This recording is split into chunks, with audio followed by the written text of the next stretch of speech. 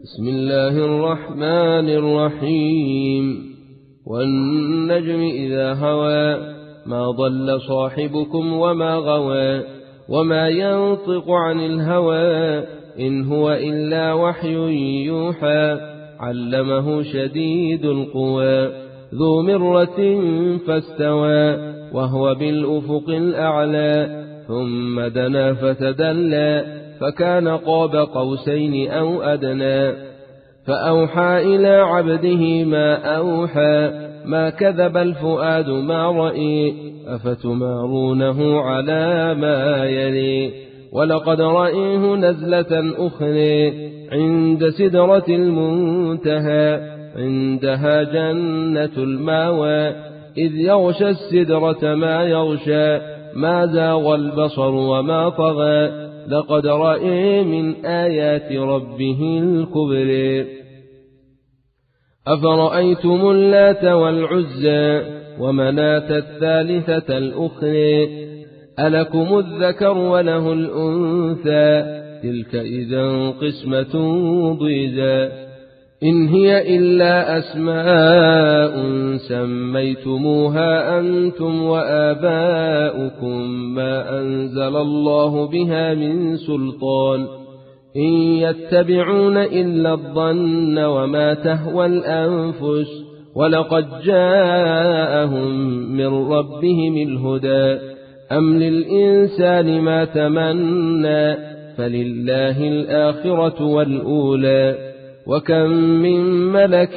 في السماوات لا تغني شفاعتهم شيئا إلا من بعد أن يأذن الله لمن يشاء ويرضى إن الذين لا يؤمنون بالآخرة ليسمون الملائكة تسمية الأنثى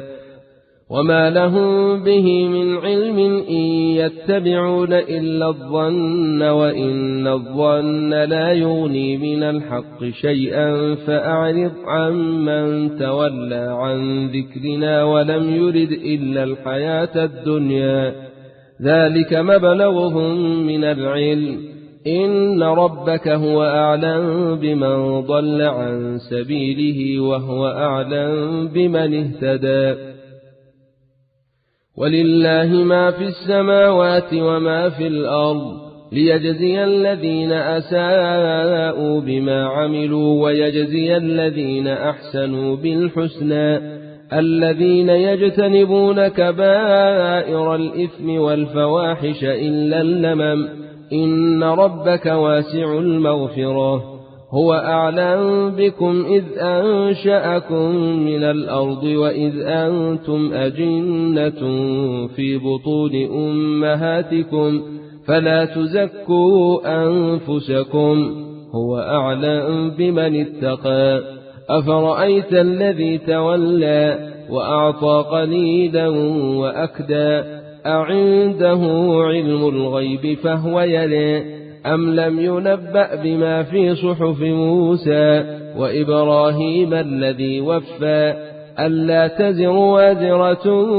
وزر أخرى وأن ليس للإنسان إلا ما سعى وأن سعيه سوف يرى ثم يجزاه الجزاء الأوفى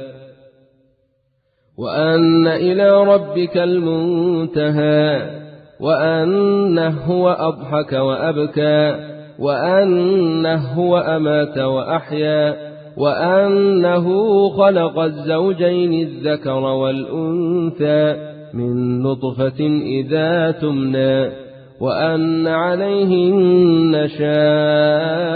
الأخرى وأنه هو أغنى وأقنى وأنه هو رب الشعر وأنه أهلك عادا الأولى وثمودا فما أبقى وقوم نوح من قبل إنهم كانوا هم أظلم وأطغى والمؤتفكة أهوى فغشاها ما غشى فبأي آلاء ربك تتماري هذا نذير من النذر الأولى أزفت الآزفة ليس لها من دون الله كاشفة أفمن هذا الحديث تعجبون وتضحكون ولا تبكون وأنتم سامدون فاسجدوا لله واعبدوا